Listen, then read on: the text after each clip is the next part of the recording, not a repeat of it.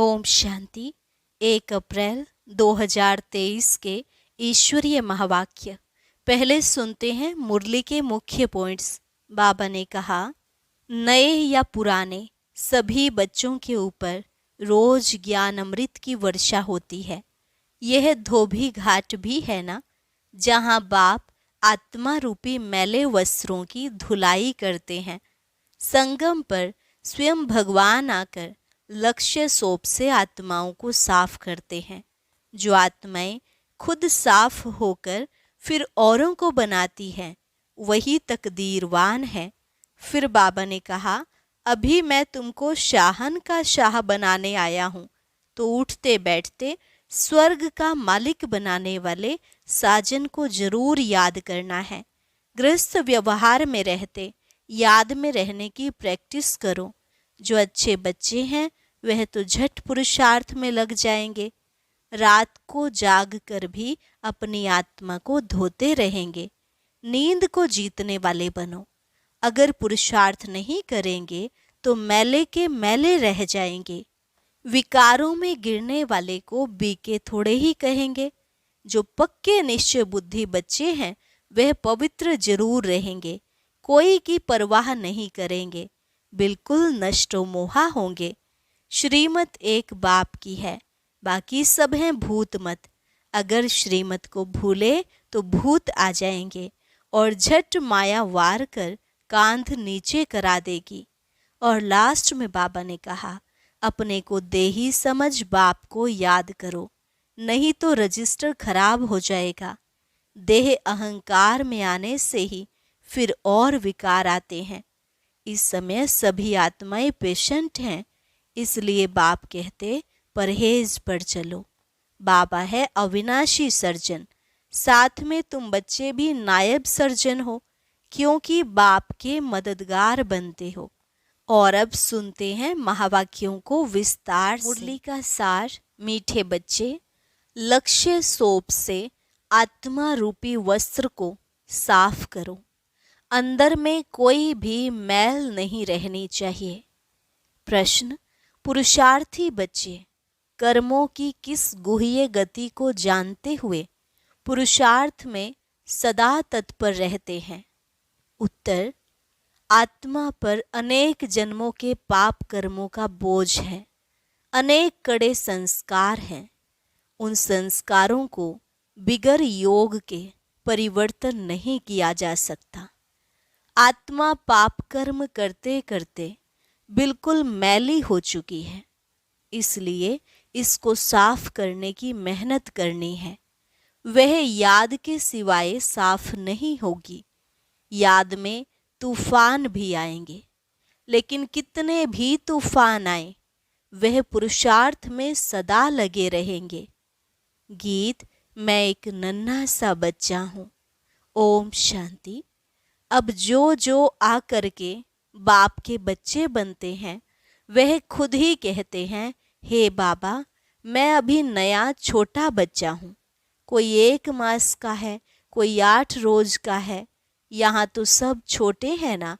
नए बच्चे कहेंगे हम छोटे हैं। कोई को 20, कोई को 15 वर्ष हुए हैं। वृद्धि को पाते रहते हैं।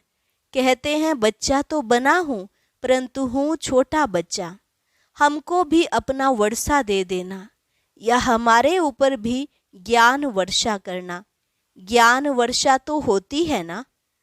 इनको भाग्यशाली रथ कहा जाता है। जिसने ज्ञान गंगा लाई वो ज्ञान अमृत लाया। उनके नाम बहुत हैं। भागीरथ भी है, अर्जुन भी है, दक्ष प्रजापति भी कहते हैं। है तो एक ही प्रजापिता जो सभी को लक्ष्य देते हैं। बहुत बच्चे आते हैं जिनके वस्त्र बिल्कुल मैले पुराने हैं। कोई कपड़े कैसे हैं, कोई कैसे हैं। कोई तो ऐसे सड़े हुए हैं जो धोने से एकदम फट पड़ते हैं। बाप कहते हैं, यह धोबी घाट कितने वर्षों से चलता आ रहा है। कपड़े धोते ही आए हैं। कोई तो अच्छे हो गए हैं, कोई को तो कितना भी साफ करो फिर भी मैले के मैले रह जाते हैं। ज्ञान की सोटी जोर से लगाओ तो फट पड़ते हैं, भाग जाते हैं। जो साफ नहीं होते, शुद्ध होकर औरों को शुद्ध नहीं बनाते, तो समझा जाता है इनकी तकदीर में नहीं है। जो खुद अच्छे बन जाते हैं वह औरों के भी कपड़े धोते रहते हैं। यह धोबी घाट भी है। आत्मा प्योर होने से फिर शरीर भी प्योर मिलता है। सांवरे से गोरे बन जाते हैं। सांवरे तो इस समय सभी हैं। बाप तो आए हैं बिल्कुल ही शाहन का शाह बनाने, क्योंकि पाप आत्मा तो सब है ना। इस जन्म का तो पता लग जाता है, आगे के जन्मों का तो पता नहीं पड़ता है। समझाते हुए फिर भी नहीं समझते, नहीं सुधरते तो समझा जाता है शायद आगे कोई पतित होंगे जो संस्कार सुधरते नहीं। जैसे गर्म तवे पर पानी पड़ते ही सूख जाता है, भगवान आकर लक्ष्य सोप से साफ करते हैं। हर एक की नब्ज देखी जाती है। बाप तो बिल्कुल सहज समझाते हैं, बच्चे मुझे याद करने से आत्मा प्योर होती जाएगी। नष्टो मोहा भी होना है। मोस्ट बिलवेड बाप है। आधा कल्प भक्तों ने भक्ति की है, द्वापर से लेकर। वही फिर देवी देवता बनने वाले हैं, मालूम पड़ जाता है। बाप कहते हैं उठते बैठते मुझ बाप को याद करो। जैसे कुमार कुमारी की सगाई हो जाती है तो एक दो की याद रहती है ना, यहाँ तो साजन को और ही छोड़ भागंती हो जाते हैं। जो साजन स्वर्ग का मालिक बनाते उनको याद ही नहीं करते। ऐसे और कोई कह ना सके। मैं कल्प पहले मुआफिक अजामिल जैसी पाप आत्माओं का उद्धार करने आया हूँ। कोई का कपड़ा अच्छा है, कोई का मैला है। स्त्री कहती है बाबा हमको पवित्र शुद्ध बनाओ। पुरुष फिर कहते मैं तो विकार बिगर रह नहीं सकता हूँ। झगड़ा पड़ जाता है। अबलाओं पर कितने अत्याचार होते हैं। जो पवित्र नहीं बनते वह कितने विघ्न डालते हैं। सन्यासियों को तो कोई रोक नहीं सकता। गवर्नमेंट भी कह नहीं सकती कि तुम्हारे बाल बच्चे की संभाल कौन करेगा। यहाँ इस पर झगड़ा होता है। एक पवित्र बनते, दूसरा फिर अजामिल पापी रह जाते। जो पक्के निश्चय बुद्धि बन जाते वह कोई की परवाह नहीं करते, बिल्कुल ही नष्ट मोहा हो जाते हैं। राजाई को भी ठोकर मार देंगे। भक्ति मार्ग में मीरा का मिसाल है। भक्ति मार्ग में ऐसे बहुत हुए हैं। यहाँ मुश्किल निकलते हैं। हाँ ऐसे भी निकलेंगे, कहेंगे हमको तो पवित्र बनना है। फट से कहेंगे हमको राजाई की कोई परवाह नहीं है।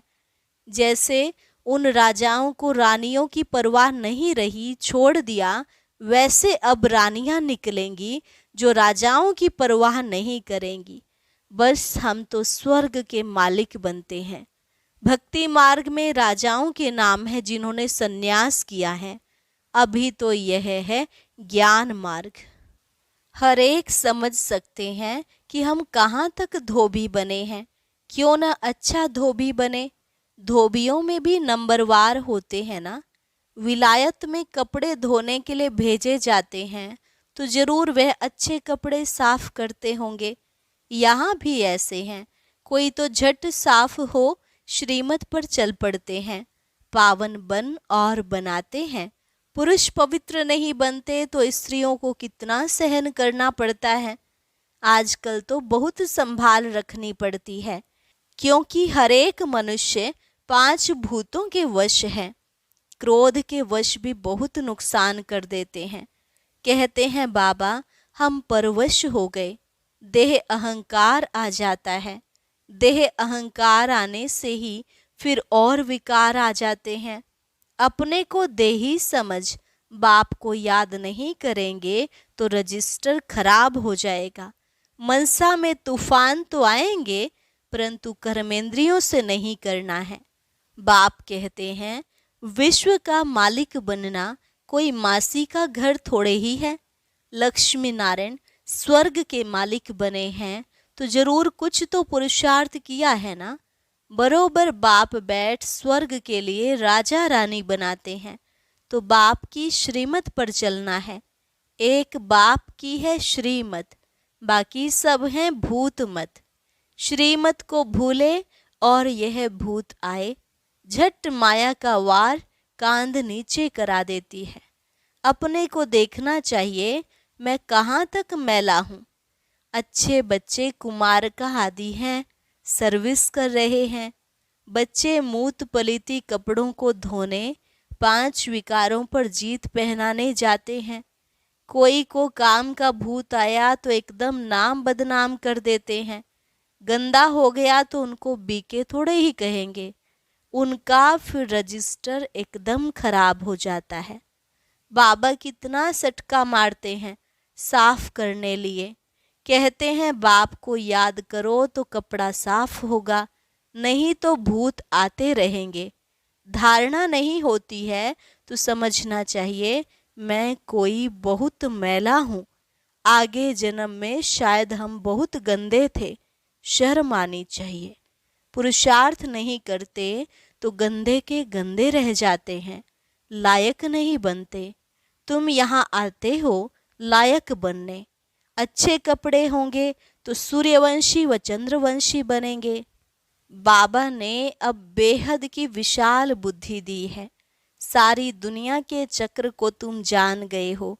मनुष्य कहते भी हैं हे पतित पावन, तो वह जरूर एक ही होगा जिसको ही हेवनली गॉड फादर कहा जाता है। वह है निराकार। 5000 वर्ष हुए जबकि यह धोबी घाट निकला था। बाप कहते हैं 5-5 हजार वर्ष बाद धोबी घाट भारत में ही बनाता हूँ। इस योग से तुम एवर पावन बन जाएंगे। फिर 21 जन्म तुमको पतित होना नहीं है। वहाँ माया है नहीं। पावन बनने बिगर तुम बैकुंठ जा नहीं सकेंगे। प्रजा तो बहुत बनती है परंतु इसमें राजी नहीं होना चाहिए। गाते हैं तुम मात पिता हम बालक तेरे, तुम्हारी कृपा से राजाई के सुख घनेरे पाए, ना कि प्रजा के। यह तो है ही दुख धाम। भले धनवान हैं क्योंकि अच्छे कर्म किए हैं। यह है लौकिक राजाई, स्वर्ग की है पारलौकिक राजाई। दोनों कैसे मिलती हैं यह भी तुम बच्चे जानते हो। बाप कहते हैं मेरी श्रीमत पर चलने से फिर 21 जन्म तुम सजाएं नहीं भोगेंगे। ऐसे नहीं धंधा आदि छोड़ यहाँ बैठ जाना है। बच्चों की तुमको पालना करनी है, तुम्हारी रचना है। धंधा धोरी में घाटा व फायदा तो होता ही है। सतयुग में तो है प्रारब्ध, वहाँ घाटे आदि की कोई बात नहीं। यहाँ तुम श्रीमत से इतना फायदा करते हो जो 21 जन्म घाटे की कोई बात नहीं। पूरा ज्ञान न लेने से फिर दर्जा कम मिलेगा। श्रीमत पर चलने से नष्टो मोहा बनते हो तो अच्छा ही पद पा लेते हो। उनका मान यहाँ ही होता है। नंबरवार राजाई मिलनी है तो फॉलो करना चाहिए मात पिता को। मदर फादर कर्म सीखते और सिखलाते हैं। कहते हैं श्रीमत पर चलो, विकारों में ना जाओ, परहेज पर चलो। युक्तियाँ बहुत बतलाते रहते हैं। अविनाशी सर्जन बाबा है, बाकी सभी हैं पेशेंट्स। तुम मददगार बनते हो। तुम हो नायब सर्जन, नंबरवार। सबसे तीखा अविनाशी सर्जन शिव बाबा एक ही है।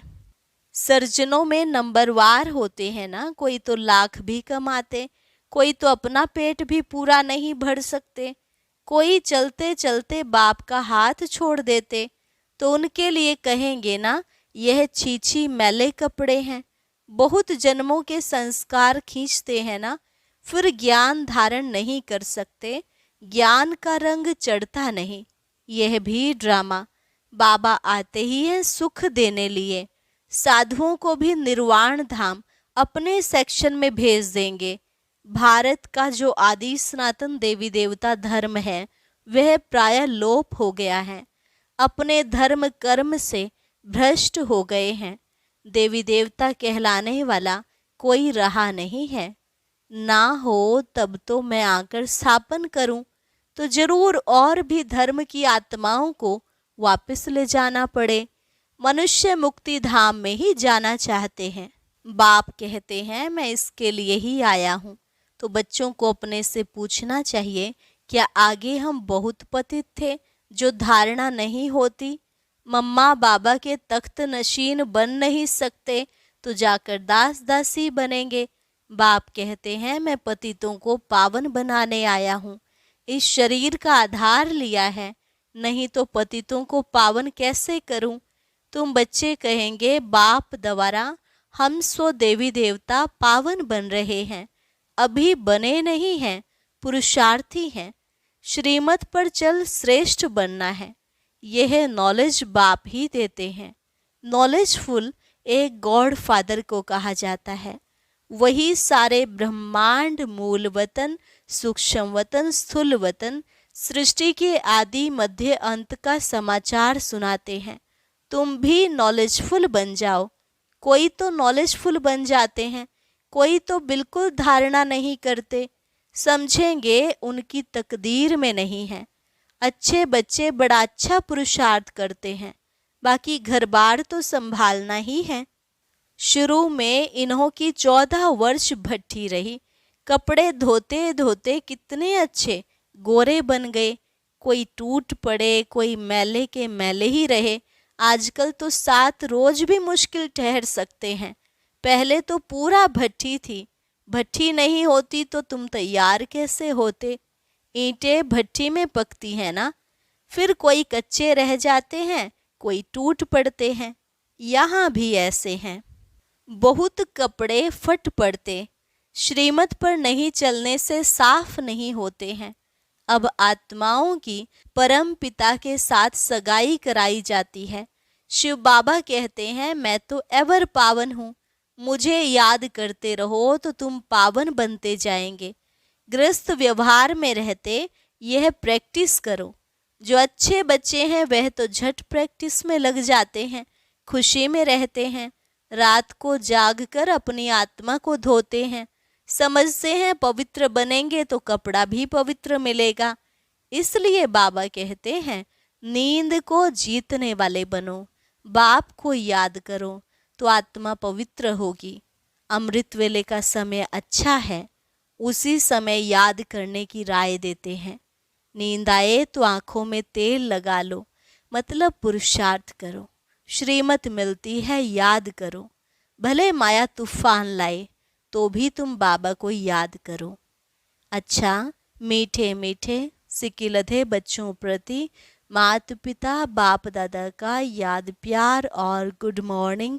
रूहानी बाप की रूहानी बच्चों को नमस्ते। रूहानी बच्चों की रूहानी बाप दादा को नमस्ते नमस्ते, गुड मॉर्निंग।